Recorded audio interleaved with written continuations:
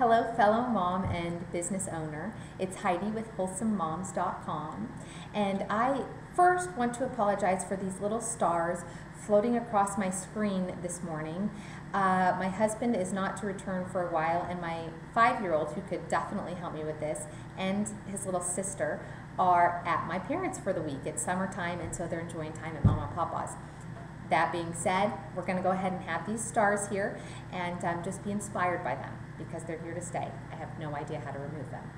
I'm here to tell you a scary story today and then how the scary story can be avoided in our lives as mothers and business owners so that we can be more happy and successful.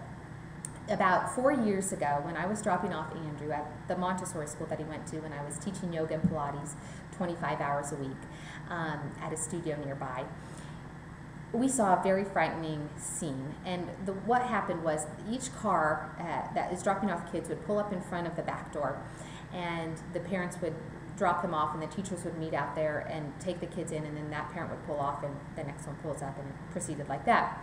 Well, we happened to be behind a mom who seemed very overwhelmed and frazzled and definitely at her wit's end. And she had 3 boys under the age of 5, and the scene was just alarming that I watched and saw. And basically what happened was the 5-year-old got out and skipped into the school relatively what seemed to be content, or at least with an acceptance, and the baby, quite reluctantly holding arms out to mom, got passed off and taken in.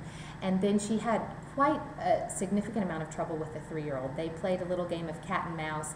He would run to the front, she'd try and grab him, he'd run to the back of their Honda Odyssey, and this went back and forth, her running in her high heels and pencil skirt, trying to catch him and remain somewhat composed at the same time.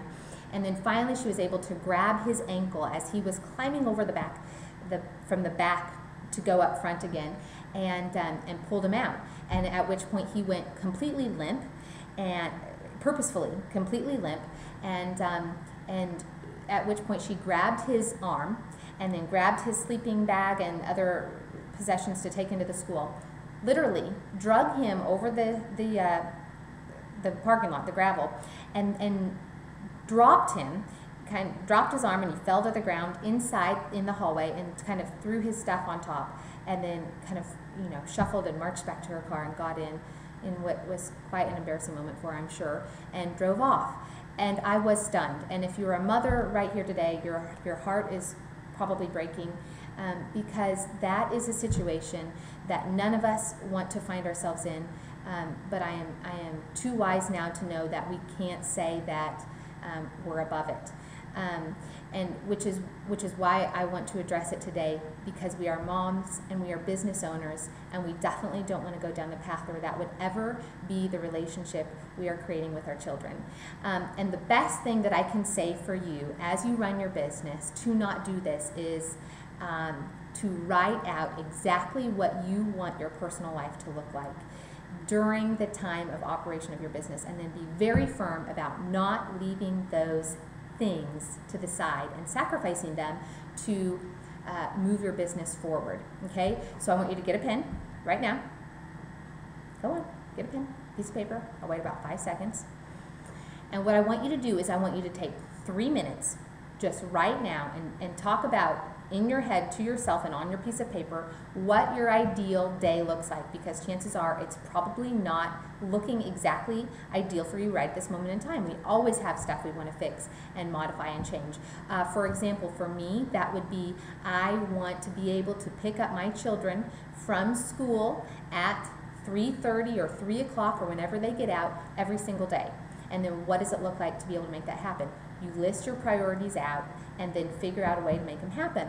And the wonderful thing is, being your business owner, we sometimes get in the mindset that, oh, I can't do that or I can't do this. But the reality is, yes, you can.